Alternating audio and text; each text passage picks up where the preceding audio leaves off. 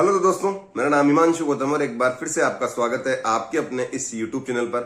दोस्तों, आपने अपनी सर्कल में बहुत सी बार इस चीज को देखा होगा कि कुछ स्टूडेंट होते हैं जो लगातार 3-4 साल से एग्जाम की तैयारी कर रहे हैं और उनका प्री भी निकल रहा कि और किसी एग्जाम में अगर उनका प्री निकल भी गया तो पक्की बात है कि वो मेंस में फेल हो जाएंगे।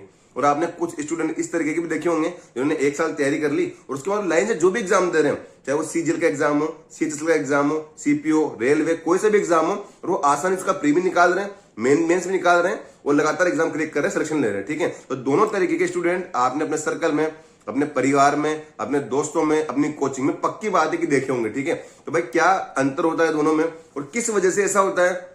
यार एक तो 1 साल में सिलेक्शन ले रहा है और लाइन से जो एग्जाम दे रहा है ना उसमें प्री निकाल रहा है, मेंस निकाल रहा है, और एक स्टूडेंट है इसका प्री भी क्लियर नहीं हो रहा। ठीक है, और 3-4 साल हो गए और तैयारी उसका सिलेक्शन नहीं हो रहा। ठीक है, और आप भी, मुझे पता है कि आने वाले एग्जाम की तैयारी करने वाले हैं, तो कहीं ना कहीं ऐसा नहीं हो जाए कि आप भी वो गलतियां कर रहे हो और जो 3-4-5 साल की जो पंचवर्षीय योजना होती है ना, आप भी इसमें शामिल नहीं हो जाए और आपके 3-4 साल आपके खराब नहीं हो जाए। ठीक है, अच्छे से वीडियो को देखना और 2-4 इंपॉर्टेंट टॉपिक इनको अच्छे से आप समझोगे तो डेफिनेटली आपको चीज समझ में आएगी कि यार क्या अंतर होता है और किस वजह से ये चीजें होती है। ठीक है, देखो सबसे पहली इंपॉर्टेंट चीज है ना, वो क्या होता है कि दोनों दो स्टूडेंट है, ठीक है, दोनों गए कोचिंग करने के लिए।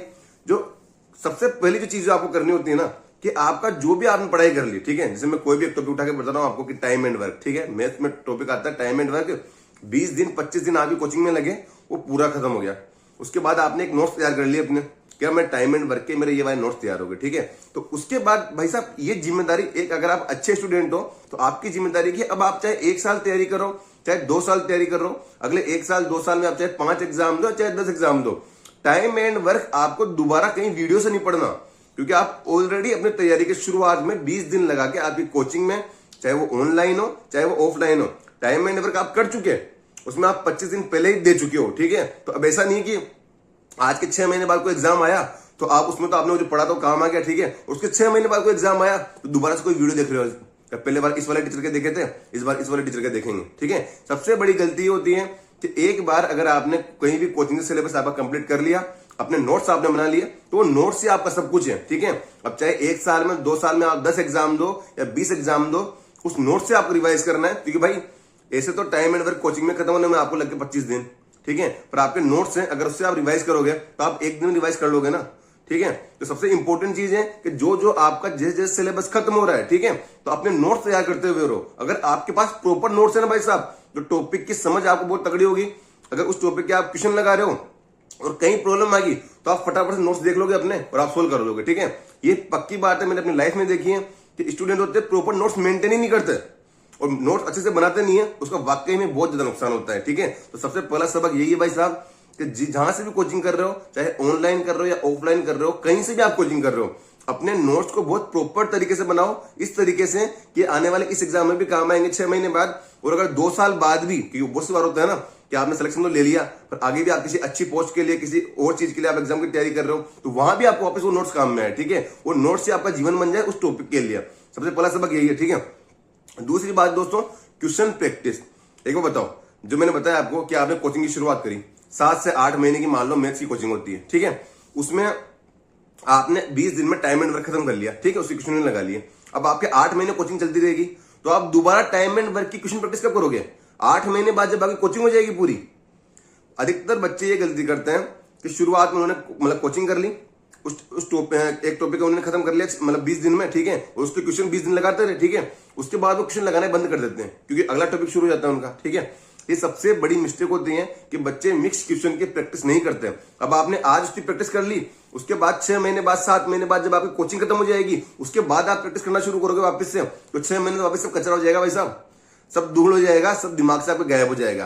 कंटिन्यू क्वेश्चन प्रैक्टिस चलती रहनी चाहिए। ठीक है, तो मैं सलाह देता हूं कि मिक्स क्वेश्चन प्रैक्टिस आप लगातार करते रहा करो। ठीक है, कि डेली आपको जो क्वेश्चन है ना उनके मिक्स क्वेश्चन के डेली मतलब आपकी लाइफ में चाहे आप एक ही क्वेश्चन लगाओ या 2 ही क्वेश्चन लगाओ, ठीक है, पर डेली आप जैसे मान लो जो भी टॉपिक आपका कंप्लीट हो गया ना, उनके आप क्वेश्चन की प्रैक्टिस करते रहो। 2-4 क्वेश्चन पर डे आपको लगाते रहने पड़ेंगे, तब जाके बिल्कुल टॉपिक आपके माइंड में तरोताजा रहेगा।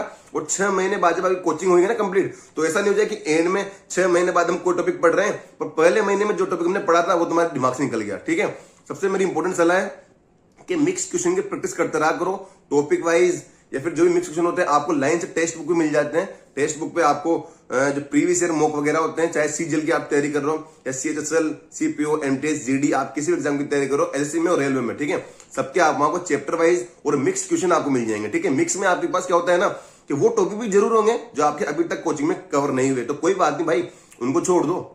कम से कम जैसे मान लो आपने 10-15 क्वेश्चन का एक क्विज लगाया, ठीक है, उनमें 5 क्वेश्चन तो ऐसे थे जो आपके टॉपिक कवर हो चुके हैं और 10 क्वेश्चन ऐसे हैं जो आपके कवर नहीं हुए, ठीक है। तो उन 10 पे फोकस नहीं हमारा फोकस है उन 5 क्वेश्चंस पे जो हमारे कंप्लीट जो टॉपिक हमने कवर कर लिए, हमें वो 5 सही करने हैं, ठीक है। तो ऐसे करते करते आज 5 आपने पढ़े हुए आए, आपके 10 दिन बाद आपके 6 क्वेश्चन पढ़े हुए आएंगे, 7 दिन, उसके 10 दिन बाद आपके 7-8 क्वेश्चन पढ़े हुए आएंगे, और ऐसे करते करते 5-6 महीने में अभी कोचिंग कंप्लीट हो जाएगी, और जो आप मिक्स क्वेश्चन प्रैक्टिस कर रहे हो वो आपके 15-20 जितने भी आप क्वेश्चन लगा रहे हो सब पढ़े हुए आएंगे, ठीक है। तो पहली चीज क्या थी कि भाई साहब आपको सिलेबस आपका कंप्लीट होएगा ना, तो शॉर्ट नोट्स किस तरीके से तैयार करने कि अब वीडियोस खत्म है, जो जिंदगी में वो शॉर्ट नोट्स है। और दूसरी जो इंपॉर्टेंट चीज है वो क्वेश्चन प्रैक्टिस है कि मिक्स क्वेश्चन की आप प्रैक्टिस करते रहो, तो जो टॉपिक आपके कवर होते जा रहे हैं ना उनकी आप लाइन से प्रैक्टिस कर रहे हो। टेक्स्ट बुक में आपको सारे क्विज मिल जाएंगे, और अगर टेक्स्ट बुक नहीं है तो अभी इनका दिवाली ऑफर आ रखा है, HMU 10 कूपन कोड लगा के आप 395 में लगभग आधी रेट में इनका पास मिल जाएगा आपको 1 साल के लिए, वहां आप जितनी चाहे उतनी क्वेश्चन प्रैक्टिस कर सकते हो, ठीक है। तो दूसरी चीज आपकी ये थी। तीसरी दोस्तों एग्जाम अटेम्प्ट, ठीक है, आप एग्जाम सेलेक्ट करते हो, जैसे मैं आया, ठीक है, मैंने टारगेट किया कि यार मुझे सीजीएल की तैयारी करनी है और अगले 1 साल 2 साल चाहे सीजीएल 18 हो 19 हो 20 हो मैं सीजीएल की तैयारी करूंगा, ठीक है। पर सीजीएल के साथ साथ मतलब सेम पैटर्न के एग्जाम सेलेक्ट किया करो। जैसे मेरे को मैं बीटेक किया हुआ था तो मेरे पास ऑप्शन था कि मैं टेक्निकल फील्ड में जाऊं या नॉन टेक्निकल में जाऊं या दोनों की तैयारी करता रहूं। मैंने टेक्निकल को पूरी तरह छोड़ा क्योंकि उसकी वैकेंसीज बहुत कम आ रही थी, तो मैं नॉन टेक्निकल की तरफ गया, ठीक है, और फिर उसी को मैं आगे कंटिन्यू किया। ऐसा नहीं कि मैं टेक्निकल के भी एग्जाम दे रहा हूं और नॉन टेक्निकल भी दे रहा हूं, और इधर एसएससी भी दे रहा हूं और बैंक भी दे रहा हूं, ठीक है। मैंने ओनली एसएससी को टारगेट किया, उसके सीजीएल, सीएचएसएल और सीपी वाले जो 3 एग्जाम थे उन्हीं पे अच्छे से फोकस किया, और अगर कोई और एग्जाम आ रहा है जिसमें मैथ, रीजनिंग, इंग्लिश, जीके आ रही है तो उसको मैंने फोकस किया, ठीक है। ऐसा नहीं कि हम बैंक वाले एग्जाम भी दे रहे हैं लाइन से बैठ के या फिर टेक्निकल एग्जाम भी दे रहे हैं। जब मैं राजस्थान की बात करूं कि मैं राजस्थान के स्टेट के बहुत सारे एग्जाम होते रहते हैं, पटवारी, वीडियो, बहुत सारे एग्जाम होते रहते हैं, ठीक है। तो उसके लिए मुझे अलग से राजस्थान जीके पढ़नी पड़ती, मैंने उसमें फोकस ही नहीं किया। मेरा टारगेट ये था कि मैथ्स, रीजनिंग, इंग्लिश, जीके करूंगा अच्छे से और उसके बाद एसएससी का एग्जाम देना है, ठीक है। तो सिलेक्टेड एग्जाम जो सेम पैटर्न पे वो आपके सारे एग्जाम देने हैं, ठीक है। चौथी चीज दोस्तों कंसिस्टेंसी बहुत ज्यादा इंपॉर्टेंट है, बहुत ज्यादा फ्लो इंपॉर्टेंट है। देखो ये बात सही है कि यार लाइफ है, इसमें एंजॉय नहीं करेंगे क्या, घर नहीं जाएंगे क्या, और ऐसे मतलब ऐसे थोड़ी संभव है, ठीक है। बात आपकी सारी सही है, पर बात होती है 6-8 महीने की जो आप कोचिंग कर रहे हो ना, तैयारी का टाइम होता है ना, उसकी बात कर रहा हूं मैं, ठीक है। उसके पहले भी आपने जीवन में एंजॉय किया है, और जब आपका सिलेक्शन हो जाएगा तो उसके बाद भी आप एंजॉय ही करोगे, ठीक है। जो बीच वाला टाइम होता है ना तो आपके 7-8 महीने की कोचिंग होती है। होता क्या है कि बीच में कोई चीज आई, आपने 5 दिन के लिए कोचिंग छोड़ दिया, आपका फ्लो टूट जाएगा, वो चीज आपकी जिंदगी में कवर नहीं होने वाली जो आपने मतलब कोचिंग के दौरान छोड़ दी ना 5-10 दिन की छुट्टियों में, वो कभी कवर नहीं होती, वो टॉपिक आपका हमेशा के लिए छूट जाता है, ठीक है। तो कंसिस्टेंसी बहुत इंपॉर्टेंट है। आप दिवाली पे घर जा रहे हो, दिवाली के बाद फिर 2-3 महीने बाद जब भी आप अगला त्योहार आएगा तभी घर जाना है भाई साहब। बीच बीच में क्या होता है ना कि हम छोटी मोटी चीजों को लेके, जिन चीजों को हम अवॉइड कर सकते हैं, देखो अनअवॉइडेबल है, ठीक है, वहां तो जाना ही पड़ेगा हमें, पर जो चीजें हम अवॉइड कर सकते हैं ना उनको हम अवॉइड करना ही चाहिए, और हमारा पूरा फोकस एक बार के लिए कोचिंग को करने पर, हमारा सिलेबस कंप्लीट करने पर, हमारा नोट्स बनाने पर और क्वेश्चन प्रैक्टिस पर करना चाहिए। फ्लो बहुत इंपॉर्टेंट है, कंसिस्टेंसी बहुत इंपॉर्टेंट है, उसके बिना मतलब चीजें कंटिन्यू रखना संभव नहीं हो पाता, ठीक है। तो ये कुछ चीजें इनको आप अच्छे से फोकस करोगे ना तब जाकर ही ऐसा लगेगा कि वो आपका 3-4 साल नहीं, आप 1-1.5 साल में चीजों को कर पाएंगे। होता क्या है कि नोट्स नहीं है, आज इस साल आपने टाइम एंड वर्क पढ़ा, एग्जाम दिया, नहीं हुआ, फिर अगला सीजीएल आया, अगले सितंबर अक्टूबर में कभी आया, उस टाइम आप यार टाइम एंड तो पढ़ा हुआ है ही नहीं, मतलब भूल गए सर मेरे पास नोट्स भी नहीं है, फिर आप कहीं से पढ़ने बैठोगे, फिर टाइम खराब। पर जो चीज आपने पढ़ ली एक बार के लिए तो लाइफ टाइम वो चीज चलनी चाहिए। क्वेश्चन प्रैक्टिस बहुत इंपॉर्टेंट है। इस चीज समझ में आई आपको ये बात कि आज आप अगले 20 दिन किसी भी टॉपिक क्वेश्चन लगा लोगे और फिर 6-8 महीने आपके कोई और टॉपिक चल रहे हैं तो आप उस क्वेश्चन की प्रैक्टिस नहीं कर पाओगे, तो वो आपके लिए कोचिंग आपने नहीं की उसके बराबर हो जाता है, ठीक है। तो ये कुछ चीजें बहुत इंपॉर्टेंट है, इन पे आप ध्यान रखोगे डेफिनेटली मतलब चीजें समझ में आएगी और आपका स्कोर भी बढ़ेगा, ठीक है। और जो आप इस बात को जरूर बोलोगे कि यार भैया अगर मेरे कुछ टॉपिक कंप्लीट ही नहीं हो रखे तो मैं मिक्स क्वेश्चन की प्रैक्टिस कैसे करूंगा, ठीक है। तो भाई आज आपने कोई लगाया 15 क्वेश्चन का सेट लगाया, तो 2 ही क्वेश्चन आपके पड़े हुए हैं, 13 आपके बिना पड़े आगे, कोई बात नहीं, ठीक है। आगे 10 दिन बाद जब आप 15 का लगाओगे तो 3 क्वेश्चन पड़े हुए आएंगे, फिर उसके 10 दिन बाद आप फिर से 15 क्वेश्चन के सेट लगाएंगे तो 5 क्वेश्चन पड़े हुए आएंगे।